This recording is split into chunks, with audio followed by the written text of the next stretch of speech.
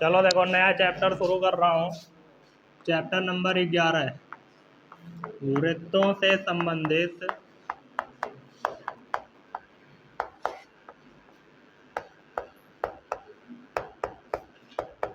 क्षेत्रफल।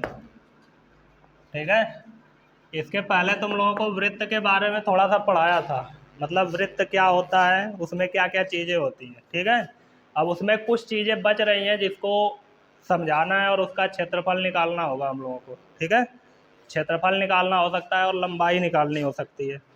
तो देखो ध्यान से, अब क्या पढ़ना है, तो एक बार और वृत्त की परिभाषा मैं बता देता हूँ तुम लोगों को, और वृत्त में क्या क्या चीज़ें होती हैं ये भी जान लो। ठीक है, वृत्त की परिभाषा बनती कैसे है समझना ध्यान से, रटना नहीं है, रटोगे तो भूल जाओगे। वृत्त बनाने के लिए सबसे पहले एक निश्चित बिंदु लिया जाता है। क्या लिया जाता है? तो ये हो गया निश्चित बिंदु। वृत्त बनाने के लिए सबसे पहले क्या ले लिए हम लोग? निश्चित बिंदु।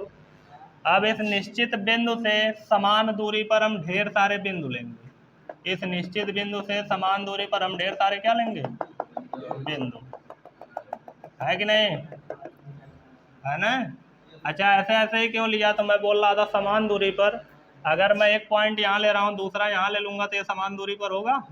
नहीं ना, समान दूरी पर का मतलब कि ऐसे ही लेना पड़ेगा तभी वो समान दूरी पर होंगे। तो ये सभी बिंदु को हमेशा बार बार बनाते रहे, बहुत ज़्यादा घना कर दे तो एक टाइम ऐसा आएगा कि ये जो बीच में जगह दिख रही है वो जगह भी भर जाएगी। भर जाएगी कि नहीं? और इस जगह के भरने से एक आकृति बनती हुई दिखेगी, उस आकृति को ये क्या कहते हैं? वृत्त। बताया था कि नहीं? दोबारा बता रहा हूँ। ठीक है, तो इसमें मैंने अनंत बिंदुओं का समूह रखा है। ये कैसा चीज़ है? अनंत बिंदुओं का समूह। अनंत बिंदुओं का क्या है? समूह है। ठीक है ना?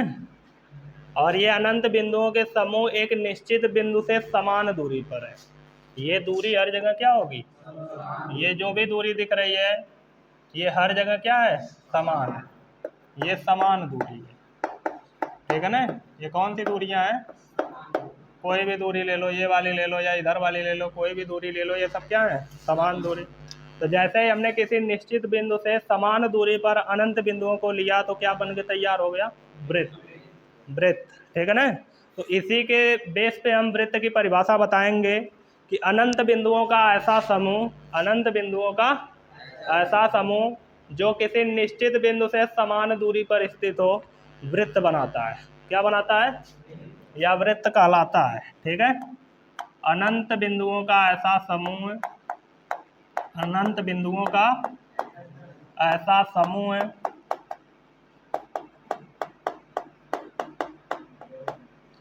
अनंत बिंदुओं का ऐसा समूह जो किसी निश्चित बिंदु से, अनंत बिंदुओं का ऐसा समूह जो किसी निश्चित बिंदु से कितनी दूरी पर हो? बिंदु से समान दूरी पर हो। क्या बनाते हैं? वृत्त बनाते हैं। ठीक है ना? ये इसकी क्या है? परिभाषा। ठीक है, अब जैसे मैंने एक निश्चित बिंदु लिया था, इस निश्चित बिंदु के चारों तरफ अनंत बिंदुओं का क्या लिया था? समूह लिया था। इस निश्चित बिंदु के चारों तरफ अनंत बिंदुओं का क्या लिया गया था? समूह। तो एक वृत्त बन के तैयार हो गया। तो ये जो निश्चित बिंदु था इसको बोला जाता है केंद्र। इस निश्चित बिंदु को क्या बोला जाता है? केंद्र। ये जो निश्चित बिंदु यहाँ पे दिख रहा है उसका नाम क्या रख दिया जाता है?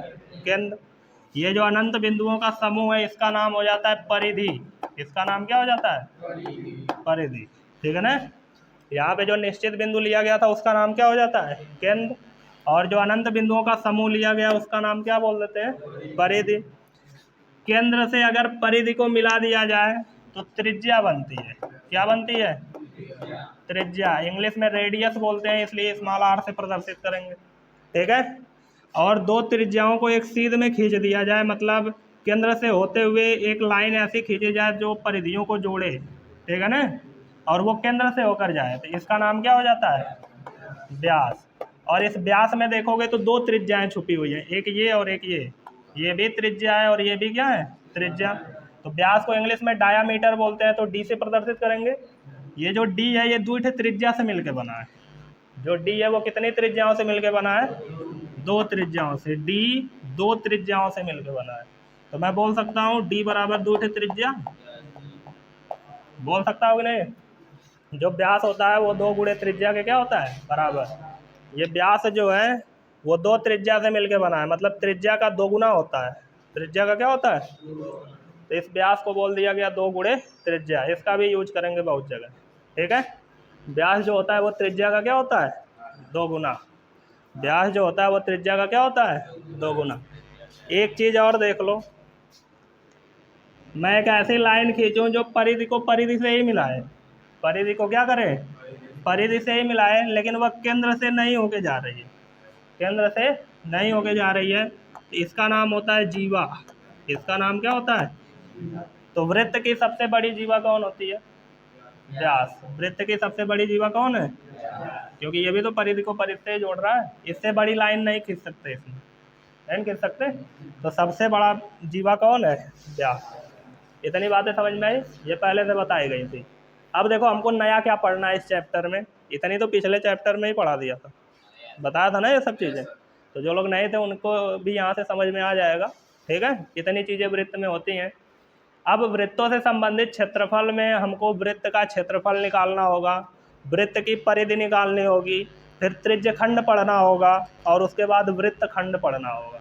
कुल मिला जुला के इतने टॉपिक रहेंगे। इतना पढ़ लोगे तो फिर पूरा चैप्टर ख़त्म हो जाएगा, ठीक है। तो देखना ध्यान से, बहुत सिंपल होता है, बस समझने की देरी है, ठीक है। समझते रहोगे, इधर उधर का दिमाग में बात नहीं लाओगे तो समझ में आ जाएगा, ठीक है। देख के डर लगेगी, लेकिन अगर ध्यान रखोगे तो सब समझ में आएगा। तब लगेगा कितना बड़ा है लेकिन कितना आसान है, ठीक है। तो पहले चीज इसमें शुरू करेंगे वृत्त का क्षेत्रफल, या पहले वृत्त की परिधि हम लोग निकाल लेते हैं। पहले क्या निकाल लेते हैं? वृत्त की परिधि। तो देखो एक चीज देखा गया था कि जब भी, ठीक है ना, जब भी परिधि, ये परिधि की लंबाई जो है, इस परिधि की लंबाई को नापा गया और इस व्यास की लंबाई को नापा गया, ठीक है ना। परिधि की लंबाई को नापा गया, किसकी परिधि को? वृत्त की परिधि को। वृत्त की परिधि को नापा गया और उसकी व्यास की लंबाई को नापा गया। उसकी व्यास की लंबाई को नापा गया और दोनों का जब अनुपात लिया गया, दोनों का अनुपात, जैसे ये जितना बड़ा लाइन है गोल का, इसको खींच के लंबा करके नाप लिए और फिर व्यास की लंबाई नाप लिए, और नापने के बाद जब अनुपात चेक किया गया तो इसका अनुपात आया था 22/7। इसका अनुपात कितना आया था? 22/7। तो वृत्त की परिधि तो हमको निकालना ही है। वृत्त की परिधि ये हमको निकालना है, बटे व्यास। बटे क्या लिखा है? व्यास को 2 गुणे त्रिज्या लिख सकता हूँ, अभी यही बताया ना। बराबर 22/7 को पाई बोलते हैं। पाई बराबर 22/7 सुने होगे तुम, सुने होगे नहीं? तो यहाँ से वृत्त की परिधि क्या आ जाएगी? वृत्त की परिधि 2r भागे में है, उधर जाएगा तो गुणा, और 2r का पाई में गुणा करोगे तो 2πr आ जाएगा। तो वृत्त की परिधि का ये क्या होता है? सूत्र होता है 2πr। यहाँ तक समझ में आया? ये वृत्त की परिधि होती है 2πr। अब निकालेंगे वृत्त का क्षेत्रफल। क्या निकालेंगे? तुम लोग 9 में अगर मैथ ढंग से पढ़े होगे तुम लोगों को याद होगा, वृत्त का क्षेत्रफल πr² होता है। वृत्त का क्षेत्रफल कितना होता है? πr²। मैं एक बार लिख दे रहा हूँ वृत्त का क्षेत्रफल। वृत्त का क्षेत्रफल क्या होता है? क्षेत्रफल बराबर होता है πr²। सबसे बड़ा क्वेश्चन ये है तुम लोगों के लिए कि आया कहाँ से। ये तो समझ में आ गया 2πr कैसे आया, परिधि की लंबाई नापा गया और व्यास को नापा गया, उनका अनुपात लिया गया तो 22/7 आ रहा था, उसी को तनकी डिजाइन में कर दिया गया। व्यास को 2r लिख दिया गया, 22/7 को पाई लिख दिया गया, गुणा करके वृत्त की परिधि निकाल लिया गया। लेकिन ये कैसे बना? तो एक बात दिमाग में बैठा लो कि जब भी क्षेत्रफल निकालना होता है ना तो हमको लंबाई गुणे चौड़ाई करनी होती है। किसी भी आकृति का तुमको क्षेत्रफल निकालना है तो तुमको क्या करना होगा? लंबाई गुणे चौड़ाई। किसी भी आकृति का क्षेत्रफल निकालना है तो क्या करोगे? लंबाई गुणे चौड़ाई। तो सबसे बड़ी दिक्कत ये है कि वृत्त में लंबाई चौड़ाई पता नहीं चलती है, कुल ओर से बराबर रहता है कि नहीं। तो वृत्त की लंबाई और चौड़ाई हम देख के नहीं बता सकते कितनी है, नहीं बता सकते। तो अब उसको हम लोग तोड़ेंगे, वृत्त को क्या करेंगे, तोड़ेंगे और तोड़ के कुछ और बनाने का प्रयास करेंगे, क्या पता लंबाई चौड़ाई मिल जाए। ठीक है, तो एक मैं वृत्त बना रहा हूँ, मैं यही फार्मूला प्रूफ करने जा रहा हूँ। ये वृत्त का क्षेत्रफल जो है यही फार्मूला प्रूफ करने जा रहा हूँ। देखो ध्यान से, मैंने एक वृत्त लिया, एक क्या ले लिया, वृत्त। ये एक वृत्त ले लिया, मुझे इसका क्षेत्रफल निकालना है। मैं इसका ये केंद्र ले रहा हूँ और इसकी त्रिज्या मैं मान ले रहा हूँ r है। इसकी त्रिज्या कितनी है, ये जो त्रिज्या है ये कितनी है, r है। तो मैं इस वृत्त के अब टुकड़े करना शुरू करूँगा, इसको काटना शुरू करूँगा। तो ये कितने भाग हो गए, ये इस वृत्त के कितने भाग हो गए, 2 भाग हो गए। ये कितने भाग हो गए, 4 भाग हो गए। बराबर भागों में बांटना है, ठीक है ना। ये कितने भाग हो गए, ये कितने भाग हो गए, बराबर बराबर 8 भाग।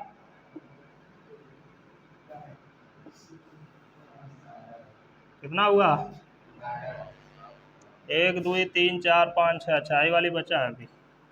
अब बराबर भाग हुए, 1 2 3 4 5 6 7 8। अभी कौन छूटा हैगा, इधर वाला छूटा है, रुक जाओ, बराबर नहीं हो पाया सही से। ये वाली लाइन में थोड़ा गैपिंग सही नहीं आई है, इसको थोड़ा ऐसे कर लेते हैं। अब ये सही हुआ। बराबर भागों में बांटना है, थोड़ा कम ज़्यादा लग रहा होगा, तुम लोग नाप जोख के खींचना। तो 1 2 3 4 5 6 7 8, ऊपर कितने भाग हैं, 8 भाग, नीचे भी 8 होंगे, 9 10 11 12 13 14 15 16। हमने इस वृत्त के कितने टुकड़े किए, 16 टुकड़े। हमने इस वृत्त के कितने टुकड़े किए, 16 टुकड़े। अब इन 16 टुकड़ों को उखाड़ेंगे वहाँ से और दूसरे जगह रखेंगे। इन 16 टुकड़ों को क्या करेंगे, उखाड़ देंगे यहाँ से और यहाँ नीचे रखेंगे। ठीक है, पहला टुकड़ा ये दिख रहा है, ये वाला दिख रहा है कि नहीं, यही है ना पहला टुकड़ा। तो पहला टुकड़ा किस टाइप का दिख रहा है, देखो ध्यान से, तो कुछ इस टाइप का दिख रहा है। पहला टुकड़ा कुछ इसी टाइप का दिख रहा है ना, दिख रहा है कि नहीं। ये पहला टुकड़ा इस टाइप का दिख रहा है कि नहीं, तन की ज़्यादा पतील है। अब ये पहला टुकड़ा है, ये पहला टुकड़ा यहाँ से उखाड़ लिया और यहाँ रख दिया, ठीक है। दूसरा उखाड़ो,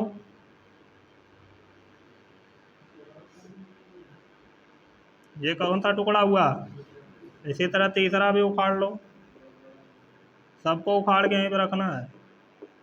उसके बाद कौन सा उखाड़ेंगे, चौथा, इसके बाद पांचवा, इसके बाद कौन सा, छठवां, इसके बाद सातवां, इसके बाद कौन सा टुकड़ा है, और इसके बाद कौन सा, आठवां। ऊपर के 8 टुकड़े उखाड़ के इसे रख दिया, ऐसा ही ना, 8 टुकड़े हैं। यहाँ से उखाड़ के इसको ऐसे घुमा के रख दिया, दूसरा उखाड़ के बगल में, तीसरा चौथा पांचवा सातवां आठवां। समझ में आ रहा है कि नहीं, इसको ऊपर वाला ऐसे जब रखा आ रहा समझ में ना। अब नीचे का जो ये 9वां 10वां 11वां 9 से लेके 16 तक टुकड़े हैं, उसको यहाँ पे ला के एडजस्ट करो, ऐसे ऊपर से ला के रख दो इनमें। ये कौन सा हो गया, 9वां हुआ कि नहीं। ये वाला कौन सा हो गया, 10वां। ये वाला कौन सा हो गया, ये वाला, ये वाला, ये वाला, ये 15। एक पे कम पड़ रहा है, बढ़ा लो, 16। उखड़ गया कि नहीं सब। अगर मैं इसको जितना चाहे उतना तोड़ सकते हो, मैं ज़्यादा गोजना नहीं चाहता था, इसलिए कितने तोड़ा, कितने भागों में तोड़ा, 16। इसको अब तोड़ोगे तो 32 भागों में टूटेगा, और तोड़ोगे तो 64। तो एक टाइम ऐसा आएगा कि जो तनी तनी टेढ़ दिख रहा है, दिख रहा है कि नहीं, तनी तनी टेढ़, ये तनी तनी टेढ़ा दिख रहा है ना, इसको तोड़ते जाओ तोड़ते जाओ, एक टाइम ऐसा आएगा कि ये टेढ़ा दिखना बंद हो जाएगा। जैसे एक ये लाइन है गोल सी, इसको मैं छोटे छोटे हिस्सों में ऐसे ऐसे तोड़ दूँ तो ये जो छोटा वाला हिस्सा है वो टेढ़ा दिख रहा है, नहीं ना। तो ऐसे मैं इसको कई सारे भागों में तोड़ दूंगा तो एक टाइम ऐसा आएगा कि ये जो टेढ़ी वाली लाइन दिख रही है हल्की हल्की, ये भी लगभग लगभग क्या हो जाएगी, सीधी। हमको बस सोचना है ऐसा, ठीक है ना, कि इसको मैं और तोड़ता तो ये लगभग लगभग क्या हो जाता है, एक टाइम ऐसा आता सीधा। ये तो सीधा है ही, नीचे वाला भी क्या हो जाता, सीधा, नीचे वाला भी क्या हो जाता, और ये तो सीधा है ना। यहाँ तक सबको बात समझ में आई। हमने वृत्त के 16 टुकड़े किए, 16 टुकड़ों को उखाड़ के यहाँ से यहाँ रख दिया, ठीक है। अब इसमें ये वाली जो लाइनें दिख रही हैं तुमको, ये कौन है, ध्यान से देखो तो ये सब त्रिज्याएं हैं, है कि नहीं। ये सब कौन है, ये सब त्रिज्याएं है ना, मतलब ये सब क्या है, त्रिज्या। तो ये भी त्रिज्या हुई, इसकी लंबाई कितनी है, 8। इधर भी ये भी कौन होगा, त्रिज्या, इसकी भी लंबाई कितनी है, 8। अभी ताजा ताजा निकाले कि वृत्त की परिधि होता है 2πr। वृत्त की परिधि क्या होती है, तो आधे वृत्त की परिधि 61πr होगी कि नहीं, और इधर आधे भाग की परिधि की लंबाई πr होगी ना। और दोनों को जोड़ दोगे तो पूरी परिधि फिर 2πr आ जाएगी, आएगी कि नहीं। पूरा 2πr है तो πr आधा आधा होगा कि नहीं, होगा ना। तो ये πr हो गया, और ये भी क्या हो गया, 1 से लेके 8 तक वाले हिस्से की लंबाई कितनी है, πr। 1 से लेके 8 तक वाले हिस्से की लंबाई कितनी है, तो 1 से लेके 8 तक वाला हिस्सा निचवा रखा गया है ना, तो इसकी लंबाई कितनी हो गई, πr। इसकी लंबाई कितनी हो गई। उसी तरह 9 से लेके 16 तक वाले की भी लंबाई πr। ये ऊपरा कितना हो गया, πr। ये आयत जैसा नहीं लग रहा है, इसके जैसा नहीं लग रहा है, इसके जैसा नहीं लग रहा है। इसका क्षेत्रफल होता है लंबाई गुणे, तो उसका भी लंबाई गुणे चौड़ाई करते हैं, देखते हैं क्या होता है, ठीक है ना। इसका हम लोग क्या निकालेंगे, क्षेत्रफल। उसका अब हम लोग क्या निकालने जा रहे हैं, क्षेत्रफल। तो क्षेत्रफल बराबर क्या होता है, मैं बताया था, लंबाई गुणे चौड़ाई। ऐसा ही क्षेत्रफल निकालते हैं ना। तो यहाँ पे ये लंबाई है, ये क्या है, लंबाई है कि नहीं, कितनी है, πr। लंबाई कितनी है यहाँ पे, πr, गुणे चौड़ाई कितनी है, r। चौड़ाई कितनी है, r है।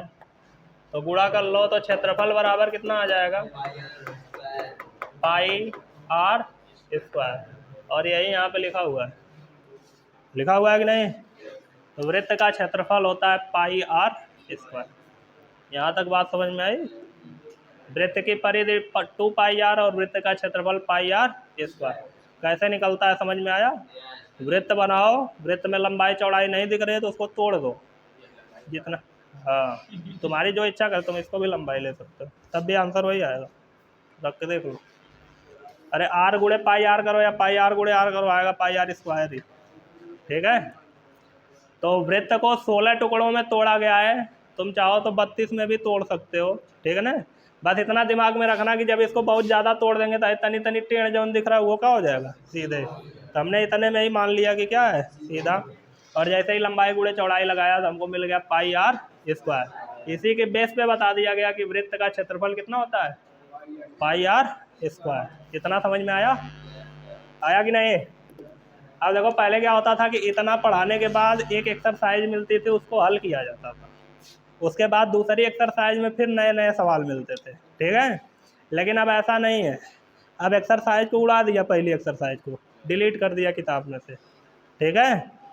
अब क्या करना है हमको, इतना पढ़ने के बाद इसी में और भी फार्मूले पढ़ने हैं जो दूसरी एक्सरसाइज के थे पहले, अब वो पहली एक्सरसाइज के लिए हो गए हैं, तो उनको पढ़ना पड़ेगा तभी सवाल लगा पाओगे, ठीक है ना। तो अब मैं पढ़ाने जा रहा हूँ कौन से फार्मूले जो जिस पे हमको सवाल लगाने हैं, और उन सब फार्मूलों को पढ़ने के लिए ये दोनों पता होना चाहिए, ठीक है। अच्छा एक चीज़ जानते हो तुम लोग, ये जो वृत्त का केंद्र है इस पे कितना कोण बनता है, 360। किसी भी बिंदु पे कितने अंश का कोण बनता है, 360 अंश। तो तुम लोग जान गए वृत्त क्या होता है, त्रिज्या क्या होती है, व्यास क्या होता है, जीवा क्या होती है, इतना जान गए, नहीं यहाँ पे लिखा है। अब नई चीज़ें जानो। मैं एक वृत्त बना रहा हूँ,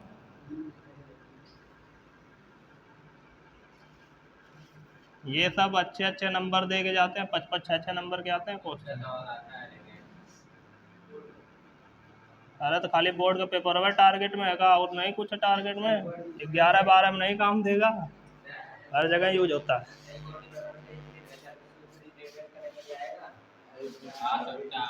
चलो पहले इधर देखो, ये मैंने एक वृत्त बना लिया, ये वृत्त का केंद्र है, ये वृत्त का क्या है, इस वृत्त की दो त्रिज्याएं खींच दिया, एक ये त्रिज्या खींचा और एक ये त्रिज्या, ये वृत्त की क्या है, इन दोनों त्रिज्याओं के बीच में जो ये कोण है ये थीटा है, ये कोण कितना है, थीटा।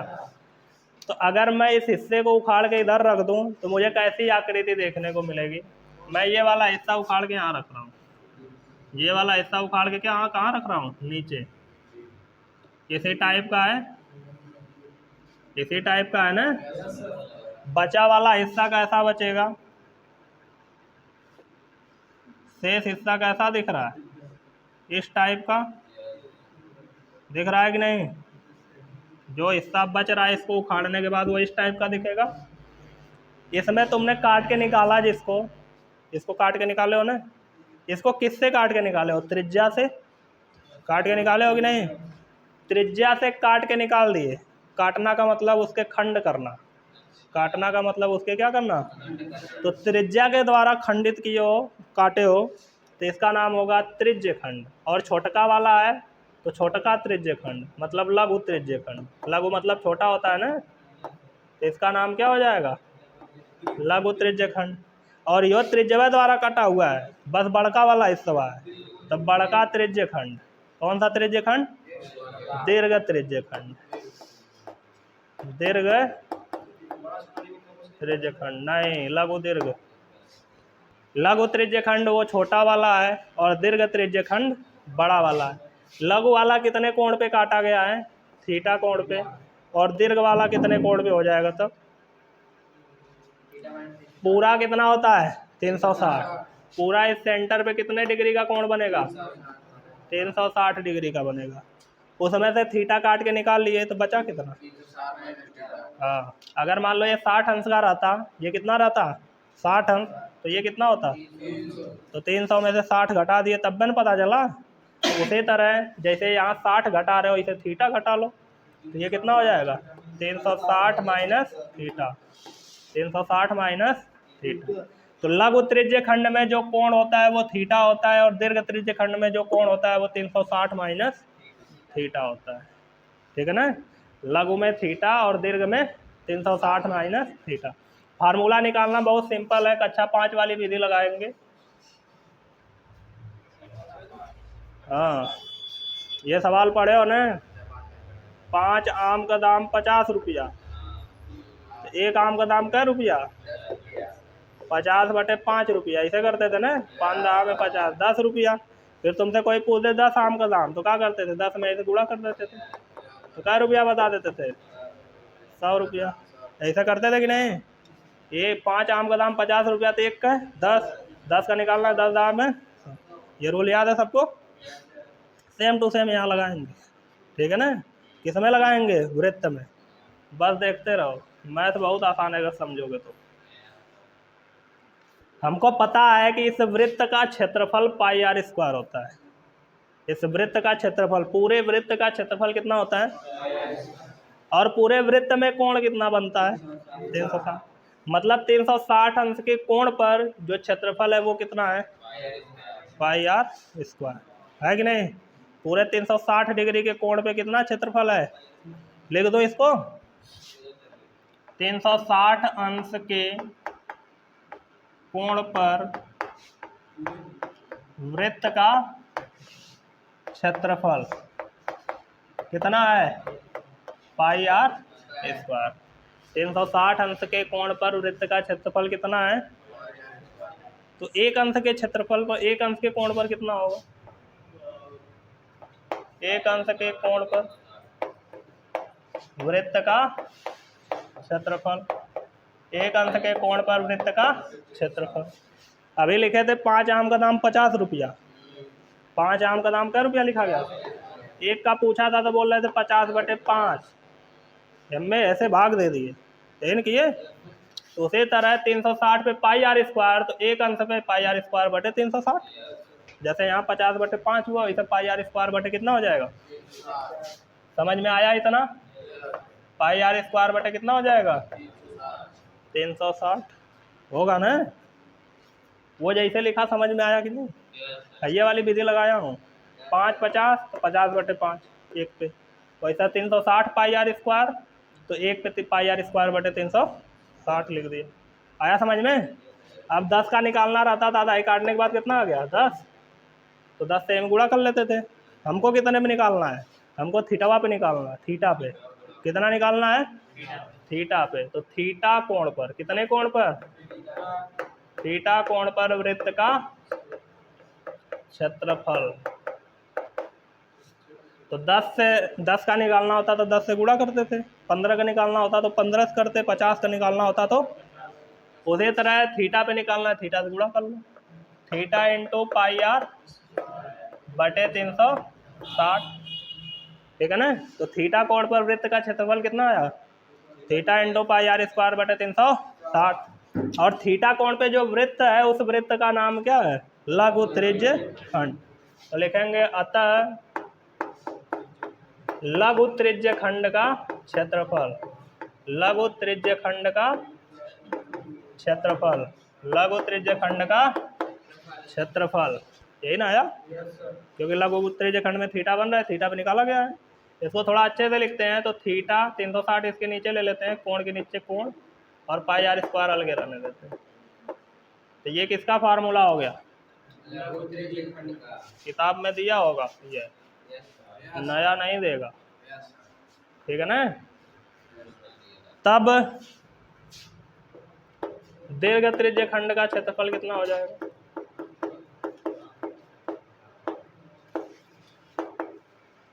दीर्घ त्रिज्य खंड का क्षेत्रफल कितना हो जाएगा?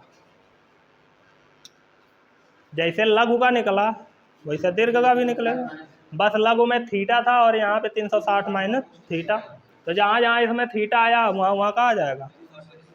तो थीटा की जगह बस लिख दो 360 माइनस थीटा बटे 360 उतार लो, और इंटू क्या लिखा है? पाई आर, जहाँ थीटा था वहीं का लिख दिया 360 माइनस थीटा। ये किसका क्षेत्रफल आ गया? दीर्घ त्रिज्य खंड का। अच्छा, कोण के बेस पे अगर देखना हो, कोण के बेस पे देखना हो, जैसे तुमको वृत्त बना के नहीं दिया, कह दिया त्रिज्या 12 सेंटीमीटर, थीटा बराबर 120 सेंटीमीटर, 120 डिग्री, तो कैसे पता चलेगा कि ये जो कटा हुआ भाग है थीटा कोण पर वो लघु त्रिज्य खंड है कि दीर्घ त्रिज्य खंड है? तो जानते हो, जब ये आधा काटते हैं तो एंगल कितना बनता है? 180। तो जब 180 से कम कोण रहेगा तो लघु त्रिज्य खंड, और 180 से ज़्यादा कोण रहेगा तो दीर्घ त्रिज्य खंड, ठीक है ना? तो और एक बात याद रखना कि अगर 180 से ज़्यादा दिया तो तुम इसी में थीटा की जगह बस डायरेक्ट रख देना, ये फार्मूला मत लगाना। हम हमेशा किसका यूज करेंगे? इसी का। लघु दीर्घ मैं इसलिए बनाया क्योंकि लघु में मैंने थीटा लिखा था, इसमें 360 माइनस थीटा। तुमसे अगर केवल कोई डायरेक्ट पूछता है कि त्रिज्य खंड का सूत्र क्या होता है, तो कौन सा बताओगे? हाँ, केवल त्रिज्य खंड बोले, लघु दीर्घ ऊर्ध्व न बोले, ये वाला नहीं बताना है। कौन सा बताना है? हम लोग हमेशा इसी का यूज करेंगे, इसको भूल जाना। इसको क्या करना? बोल जाना। हम किसका यूज करेंगे? इसका। लेकिन अगर इसको बोल रहे हो तो इसकी जगह एक चीज़ और याद करनी पड़ेगी, अगर थीटा का मान 180 से कम है तो लघु त्रिज्य खंड, और थीटा का मान 180 से ज़्यादा है तो दीर्घ त्रिज्य खंड। हाँ नहीं, जैसे देखो ये मेरे पास वृत्त है, ठीक है, मैं ऐसे एक त्रिज्य खंड काट दिया, ये वाला कोण ज़्यादा है ना 180 से, सीधे होता है तो कितना बनता है? 180। ये ज़्यादा हो गया ना, तो जैसा ही ज़्यादा हुआ तो ये 12वां वाला कौन था? बड़का वाला हो गया ना, तो दीर्घ हो गया, और ये छोट हो गया तो इसका नाम क्या हो जाएगा? लघु। चलो ऐसे ही इतना ही रखो दिमाग में, ठीक है? लघु त्रिज्य खंड का ये और दीर्घ त्रिज्य खंड का ये होता है, ठीक है? एक लास्ट टॉपिक बची है, फिर सवाल लगाएंगे। ये वृत्त है, ये क्या है? वृत्त। आधा अधूरा अब मैं पढ़ा दूंगा, सवाल लगा लेते, लेकिन बाद में जब दोबारा ये चीज़ मिलती ना तो बौराने लगते, फिर कहते कि 10 में पता नहीं कौन पढ़ोगे। ऐसे नहीं पढ़ना है, जो पढ़ना है ढंग से पढ़ो, ठीक है। ये मैंने वृत्त बना लिया वापस। पहले बना के उसमें बहुत चीज़ें दिखाया जो कि छोटे पर से ही पता हो जाती है, 7-8 में ही लगभग वो सब चीज़ें पता हो जाती है। 9 में ये चीज़ें पता हो जाती हैं यहाँ तक, 10 में ये हमको पढ़ना होता है, ठीक है। और 10 के टॉपिक में मैं बस यही एक ये पढ़ाया, वो सब 9 का है, वो सब कहाँ का है। लेकिन मैंने मान लिया कि तुम लोग 9 में नहीं पढ़े हो, इसीलिए मैंने पढ़ा दिया पूरा, ठीक है। अब देखो, नहीं तो 10 का बस यही टॉपिक है, ठीक है, ज़्यादा नहीं समझना है उसको, वो सब 9 का है। ऐसा नहीं है कि 10 में नहीं है, लेकिन है तो पढ़ो। अब तक हम लोग क्या कर रहे थे, त्रिज्या से काट रहे थे। किससे काट रहे थे? अब जीवा से काटेंगे। ये क्या है? जीवा। जैसे ही मैंने जीवा खींचा, इस जीवा ने भी इस वृत्त के 2 खंड किए, एक छोटका वाला और एक है। छोटका वाले का नाम है लघु वृत्त खंड। लघु वृत्त खंड, इसका नाम क्या होता है? वृत्त खंड। इसको क्या बोलते हैं? हाँ, छोटके वाले को लघु और बड़के वाले को दीर्घ। तो जब जीवा से काटा जाता है तो जो बनता है उसको वृत्त खंड बोला जाता है। क्या बोला जाता है? तो नीचे लघु वृत्त खंड और ऊपर दीर्घ वृत्त खंड बन रहा है कि नहीं? अब इसका फार्मूला निकालने में तन की मेहनत लगेगी, ठीक है, मुझे लगता है जगह भी कम पड़ेगी। तो देखो ध्यान से, ये इसका केंद्र है। मान लेते हैं कि ये जो जीवा है ये वृत्त पर कितना कोण, वृत्त के केंद्र पर कितना कोण बना रही है? थीटा कोण। तो ये जो वृत्त खंड कटा है ये भी थीटा कोण पे ही कटा है कि नहीं? अगर मुझे इसका क्षेत्रफल हमको इतना वृत्त खंड का क्षेत्रफल निकालना है ना, निकालना है कि नहीं? और ये वृत्त खंड इस केंद्र पर थीटा कोण ही बना रहा है कि नहीं? अब हमको अगर इस वृत्त खंड का क्षेत्रफल निकालना है तो हम फार्मूला नहीं जानते कैसे निकलेगा, वही फार्मूला ही बनाना है। तो हम क्या करेंगे, अभी ताज़ा पढ़ाया कि ये पूरा क्या है, ये पूरा क्या है? वृत्त त्रिज्य खंड। ये पूरा क्या है? तभी दिखाया ना, सही से पूरा काट दोगे तो ये क्या हो जाएगा? उसमें से नीचवा वाला हिस्सा कौन है? वृत्त खंड। उसमें से ये नीचे वाला हिस्सा कौन है? वृत्त खंड। यही का निकालना है। तो हम क्या करेंगे, पूरे त्रिज्य खंड के क्षेत्रफल में से, पूरे त्रिज्य खंड के क्षेत्रफल में से इस त्रिभुज को गायब कर देंगे। ऐसे बनता हुआ दिख रहा है, देखना ध्यान से, ऐसे बनता हुआ दिख रहा है ना। हम का जुगाड़ लगा रहे हैं, ये पूरा त्रिज्य खंड है, इस पूरे त्रिज्य खंड के क्षेत्रफल में से हम ये त्रिभुज गायब कर दिए। कौन बचा? वृत्त खंड बचा कि नहीं? बचा कि नहीं? और यही निकालना है, यही क्या करना है। तो पूरे त्रिज्य खंड में से किसको माइनस करना है? त्रिभुज को, त्रिभुज के क्षेत्रफल को, त्रिभुज के क्षेत्रफल को। और त्रिभुज का क्षेत्रफल का फार्मूला बहुत फेमस है, 1/2 गुणे आधार गुणे ऊंचाई, ठीक है। कोई भी त्रिभुज हो, अगर उसकी आधार और ऊंचाई पता है, सेम फार्मूला लगाओ। कोई भी त्रिभुज हो, 6 प्रकार का होता है त्रिभुज। कोणों के आधार पर 3 प्रकार का और भुजाओं के आधार पर 3 प्रकार का। कोणों के आधार पर समकोण त्रिभुज, न्यून कोण त्रिभुज, अधिक कोण त्रिभुज। और भुजाओं के आधार पर समबाहु, समद्विबाहु और विषमबाहु। कोई भी त्रिभुज हो, सबका एक फार्मूला 1/2 गुणे आधार गुणे ऊंचाई। अगर किसी भी त्रिभुज का फार्मूला अलग से बनाया गया है तो इसी फार्मूले को यूज करके बनाया जाता है, ठीक है। तो अब हम लोगों को दिमाग में आ चुका है कि हम त्रिज्य खंड के क्षेत्रफल में से त्रिभुज के क्षेत्रफल को क्या करेंगे? माइनस। लेकिन दिक्कत ये है कि त्रिभुज का क्षेत्रफल है ना पता, क्यों? क्योंकि इसकी ऊंचाई नहीं पता। तो ऊंचाई निकालने के लिए हम यहाँ से लंब खींचेंगे, यहाँ पे क्या खींच देंगे? तो ये इसका आधार हो गया, ये इसका क्या हो गया, और ये इसकी क्या हो गई? ऊंचाई। दोनों नहीं पता है, केवल क्या पता है? त्रिज्या। केवल क्या पता है? और यहाँ पे कोण कितना बन रहा था? थीटा। पूरा कितना बन रहा था? तो आधा θ/2 हो जाएगा, होगा कि नहीं? पूरा थीटा है तो 2 भागों में बांटोगे तो θ/2 वापस जोड़ लोगे तो वापस क्या आ जाएगा?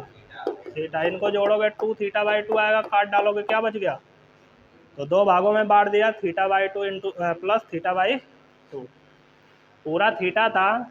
जब मैंने लंब खींचा, 9th में प्रमेय पढ़े होगे कि ये इसे समद्विभाजित करता है, इसे करेगा तो इसे भी करेगा। तो पूरा थीटा था तो आधा आधा कर दिया, ठीक है। अब यहाँ पे त्रिकोणमिति का यूज करेंगे। किसका यूज करेंगे? त्रिकोणमिति का। हमको निकालना है इसकी लंबाई। इसकी लंबाई मिल गई तो समझ लो 2 गुना कर दिए तो पूरी लंबाई मिल गई। और हमको ऊंचाई की लंबाई निकालनी है। ये एक समकोण त्रिभुज है ओ ए बी, इसका नाम हम लोग यम रख देते हैं। इसका नाम क्या रख देते हैं? दूसरे कलर से बना देता हूँ ताकि दिखे। ये कौन है? यम। चकवा खत्म हो गया। ये क्या है? यम। हमको बी यम निकालना है। क्या निकालना है? और क्या निकालना है? ओ यम। क्योंकि बी एम निकल गया 2 गुना कर देंगे ए बी निकल जाएगा, और ए बी ही इस त्रिभुज का क्या है? आधार है। आधार गुणे ऊंचाई होता है ना फार्मूला। तो ये आधार हो गया, ऊंचाई ओ एम है, ओ एम भी निकाल लेंगे त्रिकोणमिति का यूज करके। त्रिभुज ओ बी एम को हल करते हैं। त्रिभुज ओ बी यम में, त्रिभुज ओ बी यम में हमको आधार निकालना है, कर्ण पता है, तो आधार और कर्ण कॉस थीटा में आता है। किस में आता है? कॉस थीटा बराबर होता है आधार बटे कर्ण। कॉस थीटा बराबर होता है आधार बटे कर्ण। आधार कितना है? थीटा के सामने रुक जाओ, कॉस मत लो, साइन लेना पड़ेगा। चलो कॉस भी ले सकते हैं। और एक चीज़, यहाँ थीटा नहीं है, थीटा बाई 2 है। थीटा की जगह क्या है? इस केवल छोटे वाले त्रिभुज में देखो तो थीटा की जगह क्या है? Theta by 2। तो हम लोग थीटा बाई 2 लिखेंगे। फार्मूला आधार बटे कर्ण। मैं इसलिए ये रहने दे रहा हूँ क्योंकि बाद में लेना पड़ता। हम इसको निकालने वाले थे तो छोड़ो, इस फार्मूले से नहीं मिलेगा, हाई वाला मिल जाएगा। ये तो निकालना है। थीटा के सामने लंब होता है। जो लोग त्रिकोणमिति पढ़े उनको याद होगा, थीटा के सामने क्या होता है? और बड़का वाला कर्ण होता है, और ये आधार। तो यहाँ पे आधार ओ एम है। आधार कौन है? O M. और कर्ण कौन है? आर। इसके बटे कुछ नहीं तो क्या मान लेते हैं? ओ एम का 1 में गुणा होगा तो ओ एम, आर का कॉस थीटा बाई 2 में होगा तो आर कॉस थीटा बाई 2। ऊंचाई निकल गई। इसी यही क्या है?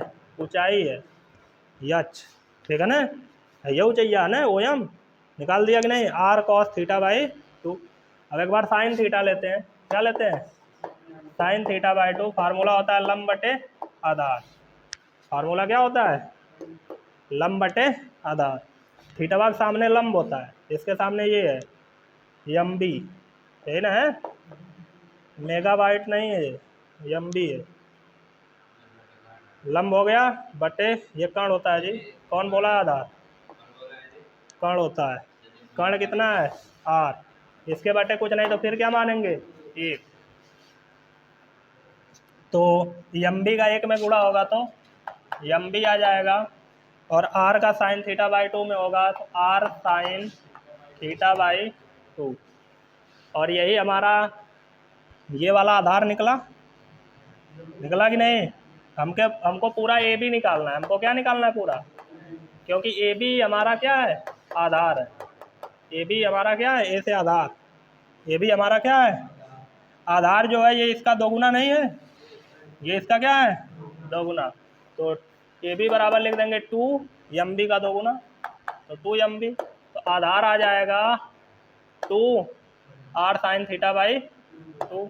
एम बी का मान ये ना आया? आ गया कि नहीं? ये ऊंचाई आ गई। इसको समीकरण 1 बना लो ताकि याद रहे कौन है। और इसको समीकरण, आधार और ऊंचाई मिल गई। त्रिभुज ओ ए बी का क्षेत्रफल निकालते हैं। त्रिभुज ओ ए बी का क्षेत्रफल बराबर हो जाएगा 1/2 गुणे आधार गुणे ऊंचाई। तो त्रिभुज ओ ए बी का क्षेत्रफल बराबर 1/2 उतार लेते हैं। आधार कितना आया? 2r sign theta by 2। ऊंचाई कितनी आई? r cos theta by 2।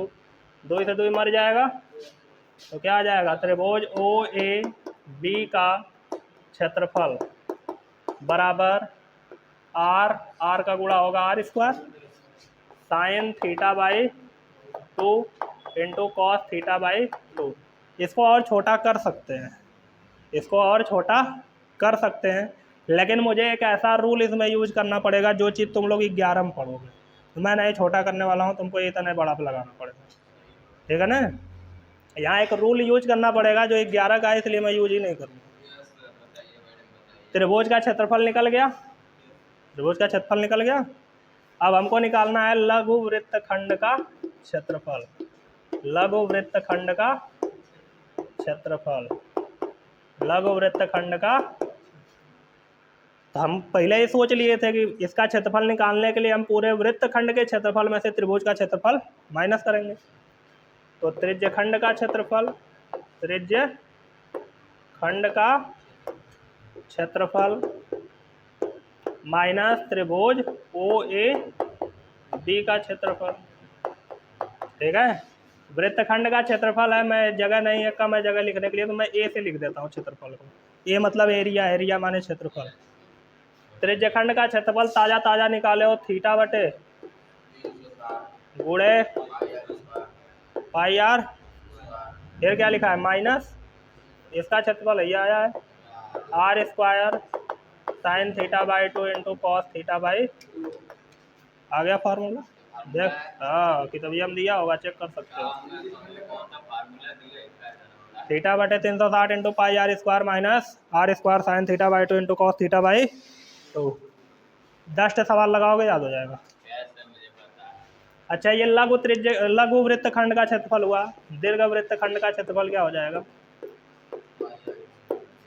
दीर्घ वृत्तखंड का क्षेत्रफल। इसको भी मैं ए ही लिख रहा हूँ, इसको भी क्या लिख रहा हूँ, अगर ये थीटा है पूरा तो 12वां वाला कितना हो जाएगा 360 माइनस थीटा पे, 360 माइनस थीटा पे होगा कि नहीं, तो बस थीटा की जगह क्या रख दोगे 360 माइनस थीटा बटे 360 गुणे pi are square minus are square sine theta by 2 into cos theta by. ये हो गया फार्मूला। अब एक्सरसाइज लगाना शुरू करोगे, एक को सवाल नहीं छूटेगा, कुल लग जाएगा। ये चीज़ें अगर समझ में आए, जैसे देखो यहाँ मैं माइनस करके क्यों दिखाया, क्योंकि जब सवाल लगाओगे ना तुमको माइनस करना पड़ेगा कहीं न कहीं, कुछ ऐसी चीज़ें आएंगी जहाँ दिमाग घूमेगा, तो इससे अच्छा कि जानते रहो कैसे सोचना होता है। अब छापो।